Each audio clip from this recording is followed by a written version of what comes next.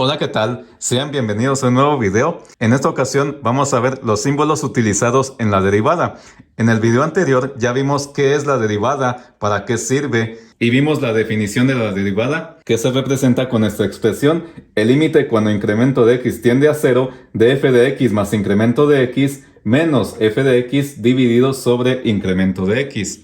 Una de las notaciones más utilizadas para la derivada es esta. Si la variable independiente es x y la variable dependiente es y, la derivada se puede expresar así: de y sobre dx. Esto se lee derivada de y con respecto a x. Por ejemplo, si tenemos una función y igual a x, la derivada se representará con esta notación, que es la notación de Leibniz, en honor a Gottfried Leibniz, importante científico alemán que junto con Isaac Newton desarrollaron el cálculo diferencial y el cálculo integral. Esto aplica obviamente si la variable independiente, como ya dijimos, es x y la variable dependiente es y. Pero por ejemplo, si no tenemos estas variables, si tenemos por ejemplo una función g de t, la derivada se puede expresar por dg sobre dt, que se lee como derivada de g con respecto de t. Esta notación es muy utilizada cuando veamos derivación implícita, cálculo integral o ecuaciones diferenciales. Y también nos recuerda a cuando calculábamos la razón de cambio promedio de una función, en donde la representamos con la letra delta, delta y o incremento en y sobre incremento en x. Pero como esta ya no es una razón de cambio promedio, sino que es una derivada, entonces la derivada, según la notación de Leibniz, se representa como dy sobre dx. Recordemos también que y f de x es exactamente lo mismo. Entonces la notación de Leibniz para la derivada también se puede expresar así: d sobre dx de la función f de x, que representa lo mismo, la derivada de la función f de x.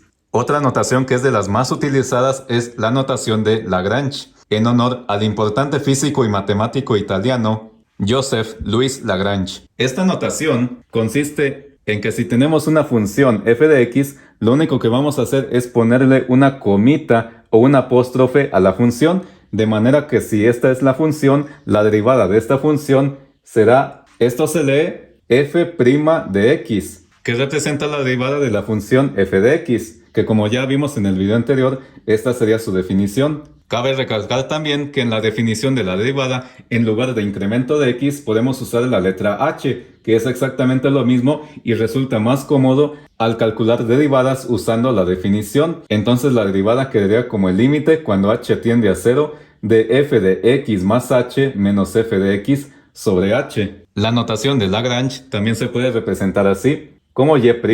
También está la notación de Euler, en honor a Leonhard Euler, importante matemático suizo, a quien se le debe el número o constante de Euler. Esta notación consiste en escribir la derivada de esta manera: una d mayúscula, subíndice x y y. Esta notación se utiliza en casos especiales, no se utiliza tanto como la notación de Leibniz o de Lagrange. Por último está la notación de Newton, en honor obviamente a Isaac Newton, quien junto con Leibniz desarrollaron el cálculo diferencial y el cálculo integral. Esta consiste solamente en ponerle un puntito encima de la función. Es decir, por ejemplo, si tenemos la función y igual a f de x, la notación de Newton consiste en ponerle un puntito encima a y o un puntito encima a f de x. En matemáticas esta notación no se utiliza, pero sí se utiliza en física, por ejemplo en el estudio de la mecánica. Entonces, las notaciones que vamos a utilizar más en la derivada será la notación de Leibniz, que es dy sobre dx, que se lee derivada de y con respecto de x, o también se puede escribir de esta manera, que se lee derivada con respecto de x de la función f de x. Vamos a utilizar la notación de Lagrange, que se lee f' de x o y'.